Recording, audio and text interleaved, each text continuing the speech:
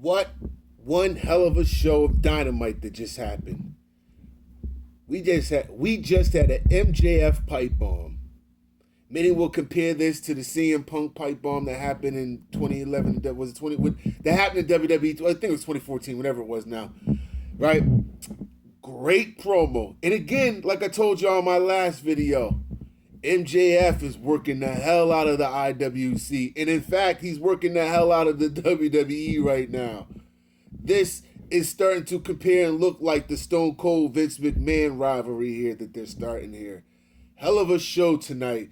Then another big, huge announcement added on to the MJF promo. We also had CM Punk FTR team up tonight, but was announced CM Punk versus Hiroshi Tanahashi.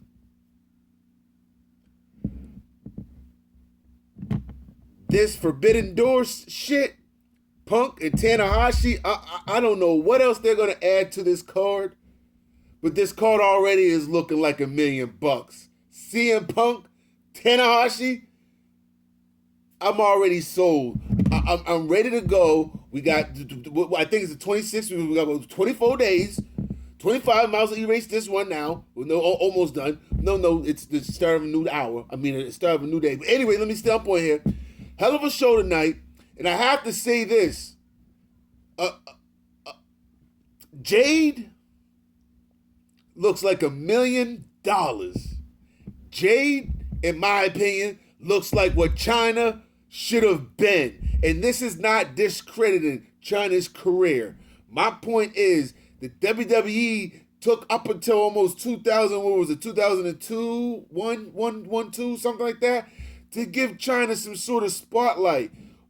What I'm seeing with Jade is phenomenal. It's something what they should have did with China way back then. Jade is a mega star in the making.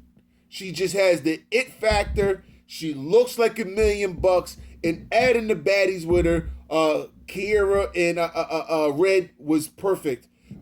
That was perfect.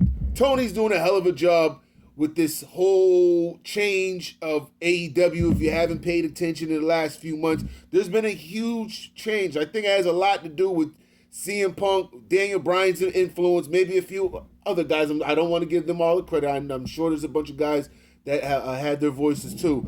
But I've noticed in the last few months since Cody went back to the E, there's been almost no void of missing Cody since. This show has been hitting spot on. WWE has a hard time hitting you after a pay-per-view the next night, Raw. This Dynamite was perfect for after the Double or Nothing that just passed.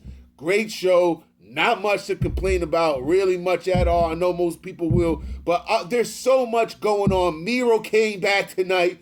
Perfect. They got, and people keep talking about the WWE guys taking over in AEW. If y'all not been watching, the WWE guys have been coming over jobbing. Morrison hasn't been the only one. There's been a few. Just like they're going to job out Athena, the Jade. Athena's not going to beat Jade. Okay? Just like the guys from NXT who came over with Adam Cole. I'm just in my mind's messing with them. Used to calling them the Undisputed. But y'all get my point. The Elite Undisputed. Those guys, Fish and O'Reilly, they're not winning all their matches. They're not the champs. What AEW has done in the last little bit was kind of push out all the ones that the people were complaining about. You haven't seen much of Orange Cassidy. You haven't seen much of the Best Friends. You haven't seen much of a lot of those guys. You haven't seen much of Fuego, even though I do like Fuego. But you haven't seen much of a lot of the guys who just aren't ready yet for the main stage, okay? They're not ready for guys like Swerve, and them guys just get they get it. They get it.